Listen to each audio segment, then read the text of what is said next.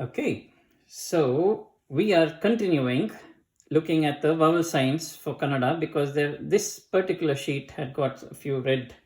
Red means exception to what you normally write, and we're just going to look at what these exceptions are. Why is this an exception? If you look, normally the U is just next to it, is adjacent, whereas here you write it below. You write it below like this. You start from the bottom. That's the only reason. Very subtle change. Nevertheless, it's a deviation, so I put it in red. So again, for the O of the po and the po, same rule as pu or pu. You just write it from below. That's all. Now let's look at this one, ma. So this is pa, ba, ma. We are in row 5. So ma has got this shape. Because the shape of the letter itself is like that, let's see what they've done. So when they wanted to make this is okay. This is fine. But look what they have done for mo. What they've done for mo is this curve that you're seeing here, this extra curve, they've removed it. They've removed it and everything else is like the same as O. So you see here, the O sound is one circle on top and this shape. One circle on top and this shape.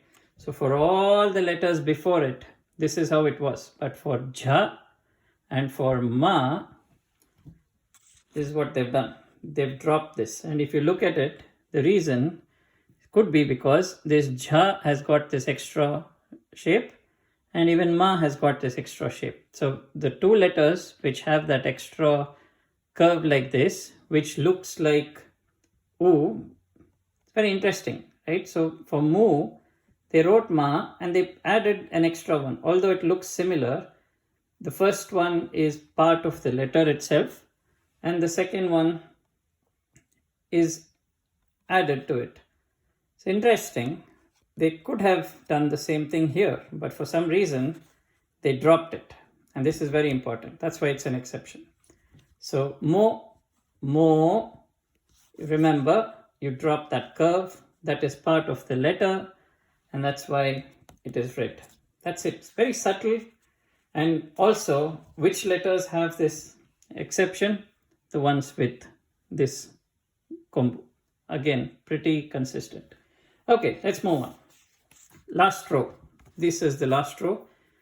Ya, ra, la, va, sha, sa, ha, la. For these consonants, again, if we look at it, I told ma has got this extra curve. Jha has this extra curve. What about ya? Ya also has this extra. Because it has this extra shape, does the yo have the same rule as mo and jo? Do they drop this curve when they want to write yo? Let's look. There you go.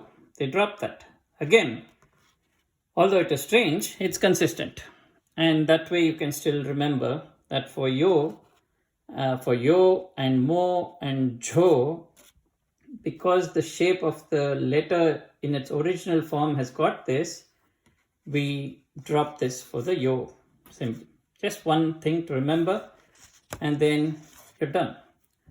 Va is interesting. Now, if va for vu, okay, this is va, vi, vu. They put it down just like how we saw for pa.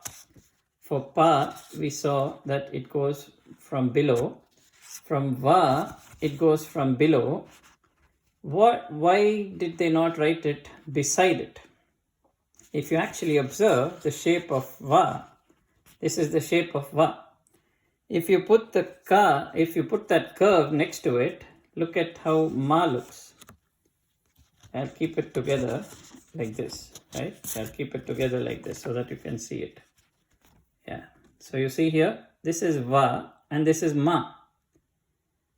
So how do you write vu if you write this like this? if you write it beside, you'll end up writing ma again. Very, very confusing. So va with the u, they don't write it in the side because you'll end up writing ma. So that is why it goes down. That's all. Simple. You write it down only because you want to distinguish between vu and a ma. Otherwise, they both will end up looking the same. That's the, write it like this. You see here? So for all the other letters, u goes like this, but here it's an exception. That's it. That's really it. Those are the vowel signs. So the rules are consistent. You apply it, just these two exceptions because of the shape. And even there, if you have this curve here, you have that extra shape here, same shape here, just for these three. And then for va, remember, if I put another curve, it will become ma. So to make it, to avoid that, the vu starts from below, and it starts from below here and here. And that's it. Those are all the vowel signs in Kannada.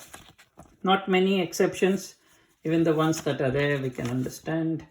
This concludes the video on vowel signs for Kannada. In the next video, we'll look at consonant and consonant. They're called consonant clusters. We'll see that in the next video. Thank you.